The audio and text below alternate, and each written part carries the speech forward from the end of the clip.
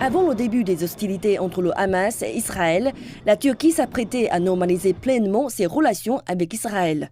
Les deux pays avaient nommé des ambassadeurs en 2022 et le président turc Recep Tayyip Erdogan s'attendait à recevoir le premier ministre israélien Benjamin Netanyahou cet automne. Après les attaques sans précédent du Hamas contre Israël le 7 octobre et les représailles d'Israël, Ankara avait initialement appelé à une désescalade de la violence.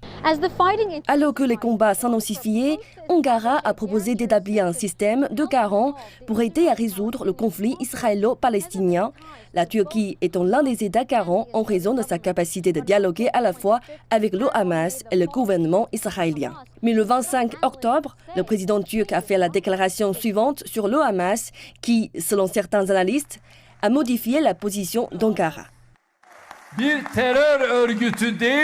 Le Hamas n'est pas une organisation terroriste mais un groupe de libération, un groupe de moudjahidines qui se bat pour protéger son sol et ses citoyens. Je pense que du point de vue d'Israël, tout espoir que la Turquie puisse servir d'intermédiaire a disparu avec cette déclaration. Je ne pense pas qu'ils étaient très réalistes de toute façon, mais avec cette déclaration, ils ont tout simplement disparu. Erdogan dit qu'il soutient un camp et vous ne pouvez pas être un intermédiaire efficace si vous soutenez un camp. La déclaration de Recep Tayyip Erdogan soutenant le Hamas a été bien accueillie par ses partisans nationaux, mais rejetée sans réserve par le gouvernement israélien. Le président turc, qui avait prévu de se rendre en Israël, a annulé son voyage, tout comme le ministre turc de l'énergie qui devait discuter de la coopération énergétique en Méditerranée orientale avec des responsables israéliens.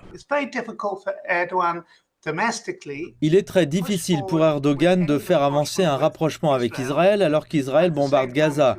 Il est également très difficile pour les Israéliens d'envisager un rapprochement avec la Turquie alors qu'Erdogan affirme que le Hamas, qui a massacré des centaines de personnes, des centaines d'Israéliens, n'est pas une organisation terroriste.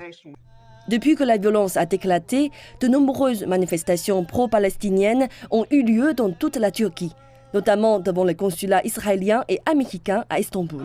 Israël a depuis rappelé tous ses diplomates du pays par crainte de menaces potentielles pour leur sécurité.